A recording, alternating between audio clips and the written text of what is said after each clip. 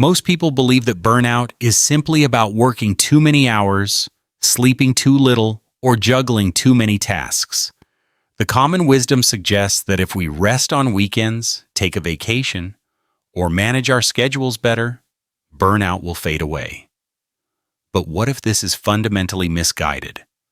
What if burnout is not merely a calendar issue or a question of time management, but a psychological and existential signal that something in the structure of our inner life is collapsing? Imagine it not as a battery running out of charge, but as a soul trapped in a furnace that consumes itself in silence. Have you ever asked yourself why rest sometimes doesn't help? Why even after days off you return, feeling empty rather than renewed? This is where the real story begins. In this video, we will go far beyond cliches and quick fixes. We will explore the psychology of burnout as more than exhaustion. It is a breakdown of meaning, a rebellion of the unconscious, and a crisis of the self. Through the lens of Jung's psychology, supported by philosophy, and the harsh mirror of real life, we will trace how burnout forms, how it erodes us, and how it can paradoxically become the threshold to transformation. By the end, you will not just recognize burnout as an enemy, but see it as a hidden guide pointing toward authenticity and freedom. The path will be difficult, but clarity begins here. Burnout in its most immediate sense is often described as a state of emotional, physical, and mental exhaustion caused by prolonged stress. But such a definition feels sterile, almost too clinical, and fails to capture the drama of what is really happening. Burnout is not simply being tired. It is being ruled by a tyrant within your own psyche, a merciless overseer who demands productivity as proof of worth. The image is not of someone resting at the end of a hard day, but of a prisoner shackled in a cell, rehearsing the same tasks, endlessly waiting for release that never arrives. This tyrant can take the form of your boss, your family expectations, or even the voice inside your head whispering, "If you stop, you'll fail. If you rest, you'll be forgotten." To understand burnout, we must see it as a psychological complex, an autonomous cluster of thoughts and emotions that hijacks our behavior. It is not just stress, but obsession, a mask we wear so convincingly that we forget who we are behind it. Have you ever found yourself smiling at work while secretly feeling like you are disintegrating inside? Have you ever returned home from family obligations with the sense that your body was present, but your soul had quietly slipped out the door? These moments are the fragments of burnout evidence that our ego is collapsing under the weight of expectations it cannot sustain. To illustrate, imagine a candle burning brightly in a room. At first, the flame gives light, warmth, even beauty. But without attention, the wick shortens, the wax melts, and the candle consumes itself until there is nothing left but smoke and silence. This is burnout, not a sudden explosion, but a slow erosion. In work, it appears as a loss of creativity, cynicism toward colleagues, or a mechanical repetition of duties without passion. In relationships, it manifests as detachment numbness, or the inability to give genuine affection, because every ounce of energy has already been spent surviving the day. In the realm of personal identity, it emerges as a haunting question, whispered late at night, "Who am I if I am not performing?" The psychology of burnout can be visualized as falling into an abyss. At the surface, life seems normal. You wake, you go to work, you interact. But beneath there is a slow descent into emptiness, and the more you struggle to climb out by pushing harder, the deeper you sink. Jung would say that burnout is the shadow of modern life, the neglected unconscious finally demanding attention. It is the psyche's rebellion against an ego that has mistaken activity for meaning. To continue ignoring it is like patching cracks on a dam that is already fractured at its core. Consider how ordinary scenarios can reveal this truth. A mother caring for her children finds herself snapping in irritation, not because she lacks love, but because her own inner reserves have been drained dry. A young professional achieves promotion yet lies awake wondering why success tastes like ashes. A student exhausts themselves chasing grades only to collapse at graduation, unable to enjoy what they sacrificed so much for. Each of these examples demonstrates that burnout is not confined to work. It infiltrates every sphere where identity becomes chained to performance. The critical insight here is this: burnout is not about working too much. It is about living too little. It is the gradual death of authenticity under the weight of a life that does not belong to us. The tyrant demands efficiency. The prison enforces obedience. The mask hides despair, and the abyss waits silently beneath it all. To understand burnout is to recognize these images not as exaggerations, but as the hidden architecture of our suffering. If burnout were only about feeling tired, it would be manageable with sleep, caffeine, or a short holiday.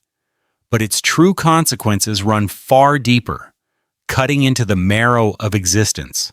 When burnout is left unaddressed, it does not simply vanish. It metastasizes, reshaping our inner world until we no longer recognize ourselves.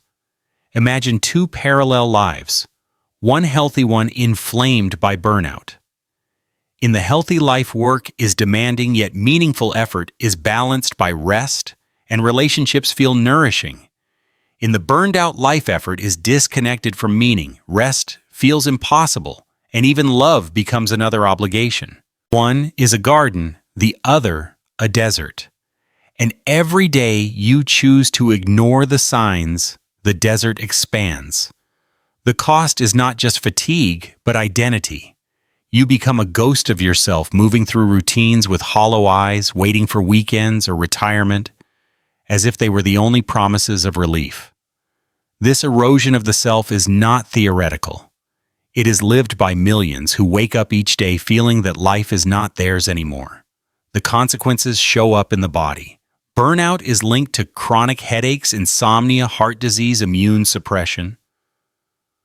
The body becomes the battlefield where the psyche's war is fought. Jung once wrote, "The body is the shadow of the soul. When the soul is crushed, the body carries the scars." Nietzsche described it with biting clarity: "He who has a why to live can bear almost any how."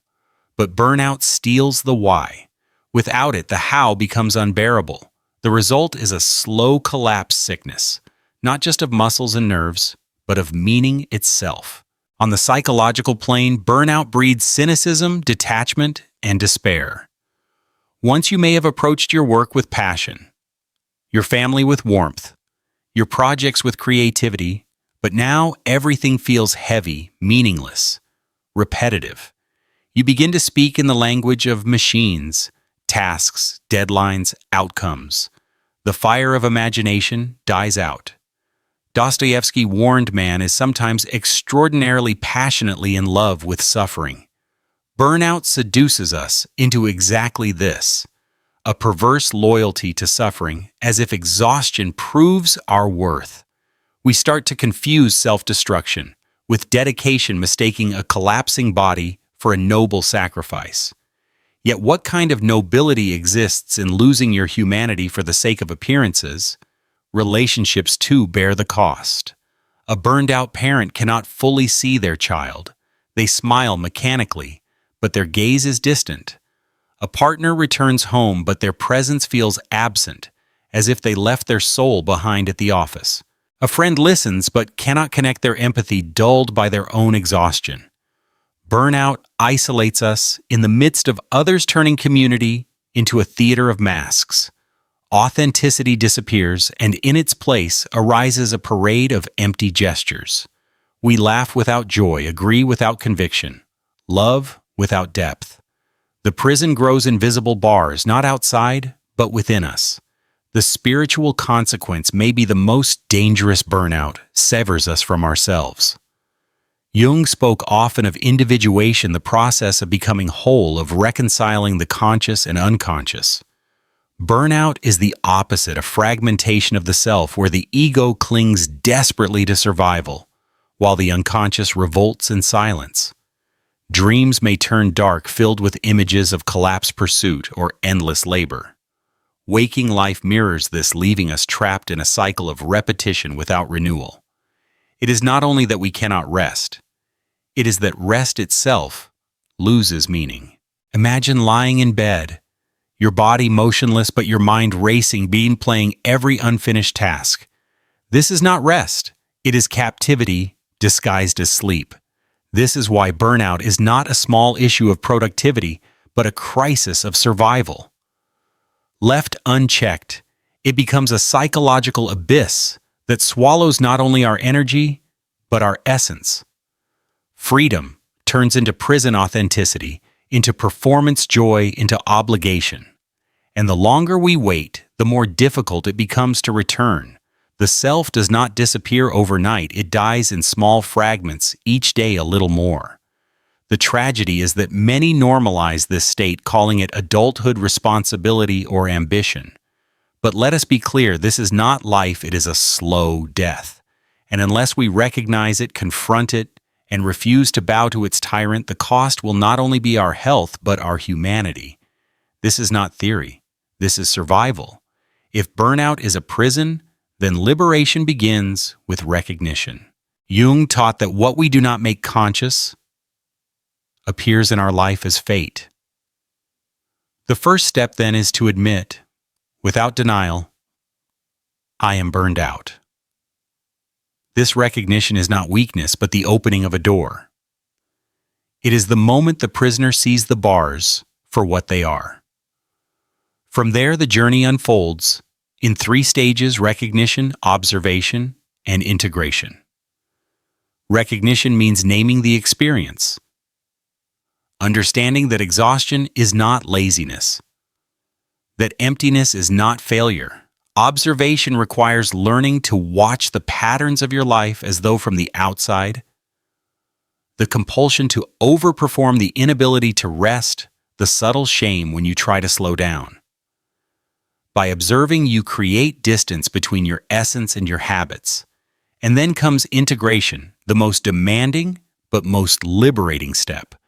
Choosing to live differently, to align your actions with your inner truth rather than external demands. This process is not easy. It often requires facing the shadow, the parts of us that crave approval, that cling to recognition, that fear being forgotten. Integration asks us to let some ambitions die so that authenticity can live. Nietzsche called this becoming who you are. Jung described it as individuation, the unifying of the fragmented self into wholeness. The path is painful because it strips away illusions, but what emerges is not weakness. It is silent power. Imagine someone who no longer needs to prove their worth by overworking. They carry themselves with authentic authority, not loud but steady. Their rest is no longer guilt, but nourishment. Their relationships are no longer masks, but encounters with depth. This is the transformation burnout secretly offers, not just survival, but renewal. Practical steps follow this inner journey. Set boundaries and defend them fiercely, not as rebellion, but as self-respect. Reclaim rest as a sacred act, not a luxury. Seek moments of solitude not to escape, but to listen. Reconnect with meaning. Ask not only what do I do, but why do I do it? And above all, recognize that saying no is sometimes the deepest form of saying yes to life. These steps may seem small, but together they rebuild a foundation. The tyrant loses its voice. The prison door cracks, the mask falls away. In the end, burnout is not merely a crisis to endure, but a signal to transform. If we follow its message, it leads us to authentic authority, silent power, and inner freedom. This is the invitation before you to stop confusing performance with identity, to let go of the illusion that your worth is measured by exhaustion, and to reclaim the quiet dignity of being human. Now I ask you, have you faced burnout in your own life? What did it teach you? Share your story in the comments below. Let this not just be a video, but a conversation. If you found value here, subscribe for more journeys into the hidden depths of psychology and philosophy. The path is difficult, but together we walk toward freedom.